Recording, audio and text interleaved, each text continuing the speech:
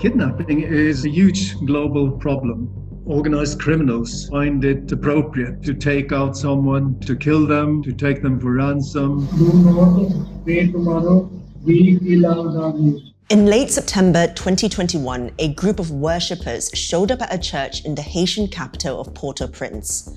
Sona Lafael, the church's deacon, had just arrived to conduct the morning service when he was greeted with a burst of gunfire. It quickly became apparent that his wife, Marie, was the target of a kidnap attempt by an armed gang. When Sona tried to intervene, he was killed on the spot.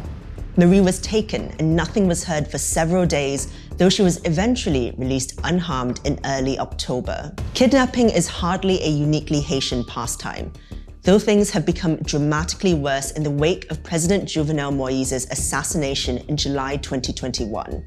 By the end of October, there had been almost 800 reported kidnappings in one of the world's most impoverished nations.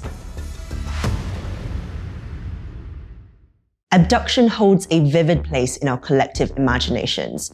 The idea of being taken or having a loved one taken and possibly harmed is a terrifying one. We would likely do anything, pay anything for a safe return. You may not ever be quite the same person you were before. The trauma may never leave you totally. For that reason, kidnapping has been a staple for criminal organizations across the world for as long as there have been people who can profit from it. The end goal is fairly simple, even if methods and levels of violence drastically differ from group to group and region to region. It's all about easy profit.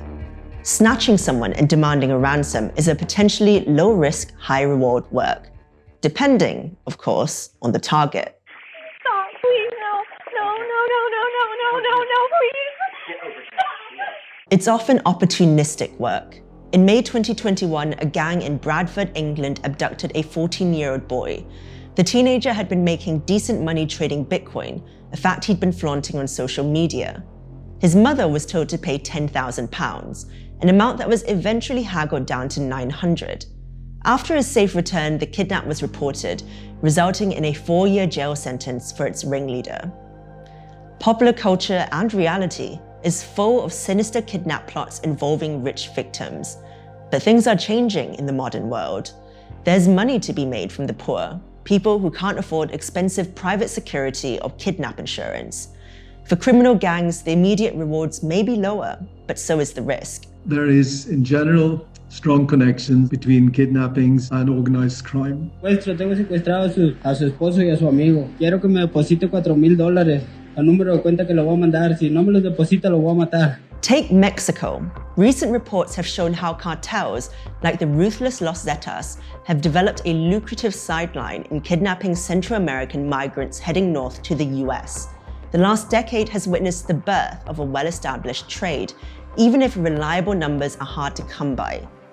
According to one survivor's testimony, the process is well-oiled and professional. After being snatched on their journey north, he and around 20 others were taken to a cartel safe house and detained. Following a diet of threats, beatings, and occasionally torture, a choice was offered. Have your people scrape together $5,000 or else. For many already fleeing poverty in their home countries, it represented either a crippling or wildly unattainable sum.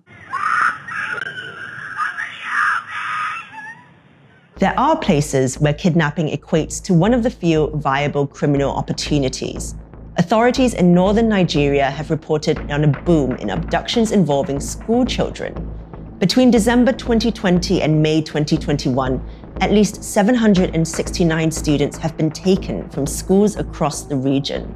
Criminal gangs who once profited from land and natural resource disputes have been forced to adapt when climate change began disrupting their schemes.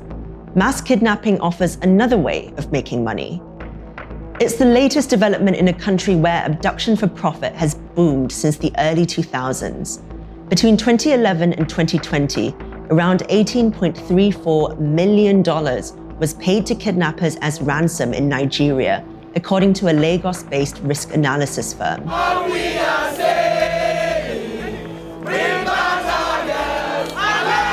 Police were jubilant after the 2017 capture of the richest and most notorious multi-millionaire kidnapper in the country. But But any celebrations were short-lived.